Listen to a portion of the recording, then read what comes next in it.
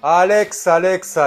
On t'aime bien, Alex Rins, tu sais, mais il faut pas commencer à déféquer dans les bottes de Fabio Quartararo. Tu te doutes bien qu'on va réagir. Tu t'es aussi rendu compte de l'ambiance qu'il y avait au Mans, de la ferveur des Français pour nos pilotes. Et pour le MotoGP plus globalement. Mais Alex, on n'a rien contre toi, mais si tu commences à minimiser de la sorte les performances de Fabio Quartararo, forcément, ça va pas nous laisser indifférents. Je peux comprendre que le fait que tu termines avant-dernier à chaque Grand Prix, c'est forcément très frustrant. Surtout avec le même matériel que Fabio Quartararo. Mais restons positifs, optimistes, puis essaye d'élever ton niveau comme le fait Fabio Quartararo avec sa machine. Enfin bref, vous l'aurez compris, Alex Rins a tenu certains propos un peu désobligeants sur les performances de Fabio Quartararo au Mans. On voit ça de suite ensemble. N'oubliez pas de vous abonner, de liker la vidéo. Merci à tous du fond du cœur.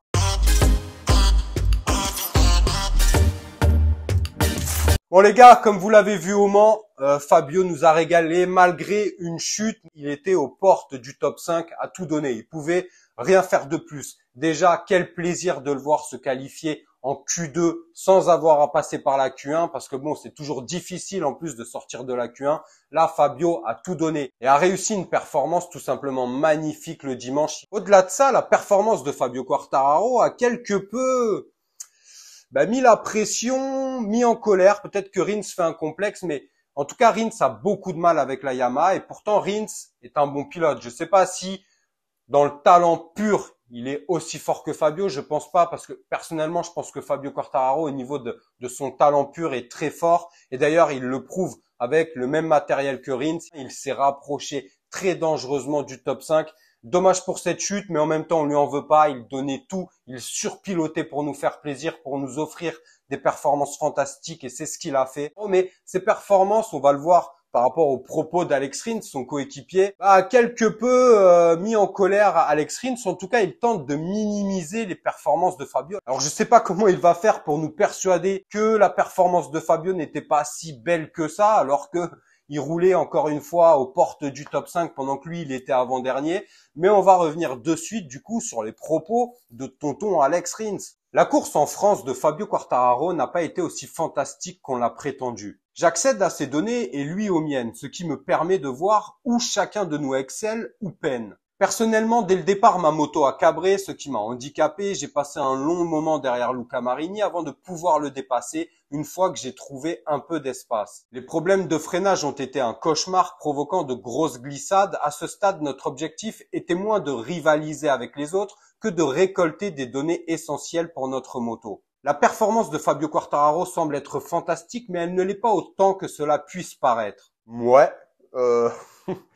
Franchement, j'aime bien Alex Rins, hein. Aucun problème avec lui. C'est plutôt un mec charmant. Il a quand même réussi l'exploit de gagner à Austin avec une Honda inconduisible. C'est un bon pilote, mais là, moi, il me persuade pas vraiment. Moi, ce que j'ai vu de mes yeux en étant là-bas sur place au Mans, c'est un Fabio Quartararo qui a tout donné avec le même matériel que lui. Pendant que lui traînait à l'avant-dernière place, Fabio, lui, était 6e, donc aux portes du top 5, donc devant des pilotes Ducati, devant des pilotes Aprilia, devant des pilotes KTM. Donc voilà, je ne sais pas si Alex Rins est dans le bon mood, il faut pas qu'il fasse non plus un complexe. Il faut au contraire être uni avec Fabio, travailler ensemble pour améliorer le package, pour améliorer le matériel.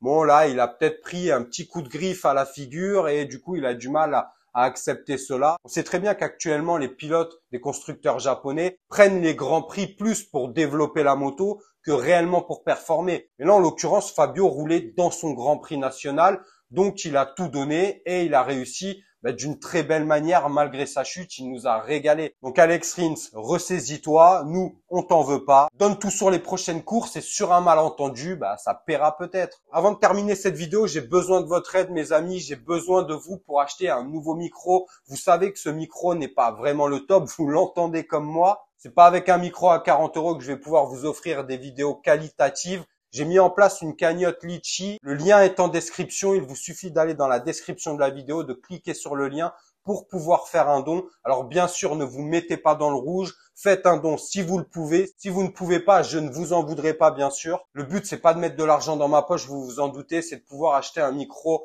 performant pour pouvoir vous offrir des vidéos toujours plus qualitatives. Faites en fonction de vos moyens. On se retrouve dès ce soir pour un live où on parlera du Mans, de ce Grand Prix de France, de petites anecdotes que j'ai eues parce que j'ai failli avoir un gros problème de portable. Je vous en parlerai ce soir. N'oubliez pas de vous abonner, de liker la vidéo. Merci du fond du cœur à tous ceux qui me soutiennent.